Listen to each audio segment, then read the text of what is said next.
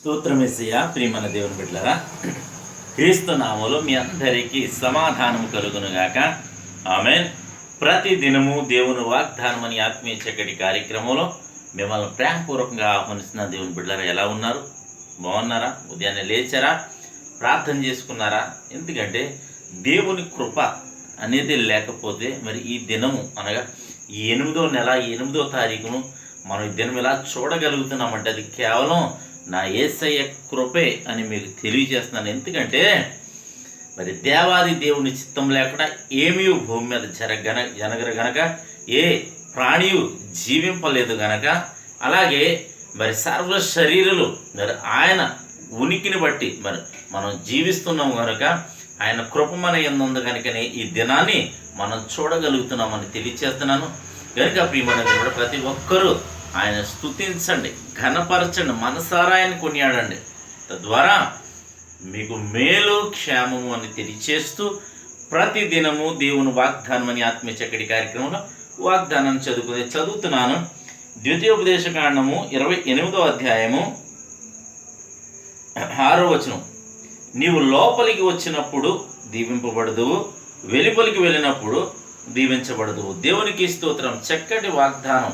ఈ వాగ్దానము అంటే మరి ఇది ఎప్పుడు నా జీవితంలో నెరవేరుతుంది అని అంటే, నీవు క్రీస్తునందు ఉండాలి, నేను క్రీస్తునందు ఉండాలి, మనం అందరూ క్రీస్తునందు ఉంటే ఈ వాగ్దానము నా జీవితంలో నెరవేర్చబడుతుంది. అలాగే మొట్టమొదటిగా నా జీవితంలో మరి ఇది నెరవేరాలి అని అంటే ఈ వాగ్దానాన్ని నువ్వు నమ్మాలి.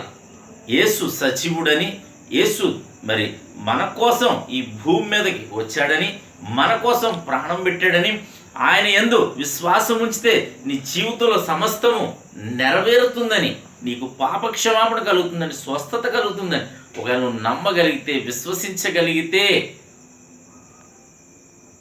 ఈ వాగ్దానం నీ జీవితంలో నెరవేర్చబడుతుంది. కనుక ఈ వాగ్దానాన్ని మీరు నమ్మండి, విశ్వసించండి. ఇది నా కోసమే ప్రభు మరి తన కృపను బట్టి మాట్లాడుతున్నాడని మీరు ఒకవేళ గ్రహించగలిగితే, ప్రియమైన దేవుని బిడ్డలారా, దేవుడు మీ జీవితంలో ఈ వాగ్దానాన్ని నెరవేర్చబోతున్నాడు. నీవు లోపలికి వచ్చేటప్పుడు దీవించబడతావట, వెలుపలికి వెళ్ళినప్పుడు కూడా దీవించబడతావట. అంటే నువ్వు ఎక్కడుంటే అక్కడ ఆశీర్వాదాన్ని దేవుడు ప్రకటిస్తున్నాడు. కనుక ప్రియమైన దేవుని బిడ్డలారా, ఈ వాగ్దానాన్ని బట్టి ముందుకు సాగిపోండి, ప్రార్థించుకోండి, ఆత్మీయంగా బలపడండి.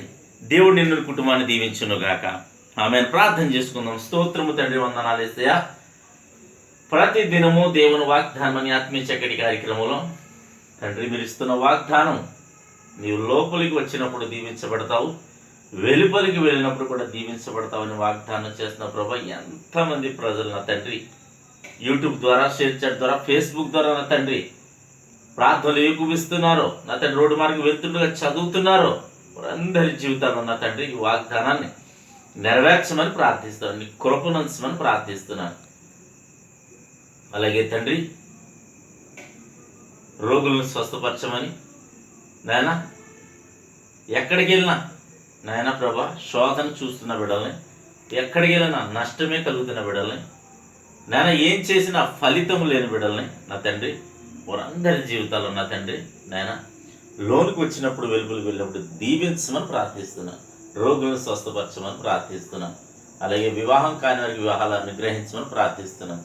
తండ్రి పాపంలో, శాపంలో, నాయన శోధనలో, వేదనలో నా తండ్రి, అలాగే ప్రభు అప్పుల్లో, అనేకమైన పరిస్థితుల్లో, నిందలు, నాయన అవమానాలు మధ్యలో పోరాటం చేస్తున్న ప్రయాణం చేస్తున్న ప్రతి ఒక్కరిని మీరు కరుణించండి, కృప చూపించండి, దీవించమని ప్రార్థిస్తూ దినం పెళ్లి రోజులుగా పుట్టినరోజుగా జరిపించుకొచ్చున్న ప్రతి బిడ్డకి క్షేమాన్ని, సమాధానాన్ని, సంవత్సరం అంతా ఇన్ని దయకిరీటం ఉంచమని, అలాగే ప్రభా ఈ దినం బిడ్డలు చేయి ప్రయాణాల్లో, ప్రయత్నాల్లో, రాకపోకల్లో సమస్తంలో మీరే తోడండి, మహిమ పొందమని యేసు నామమున అడుగుచున్నాను పరమ తండ్రి.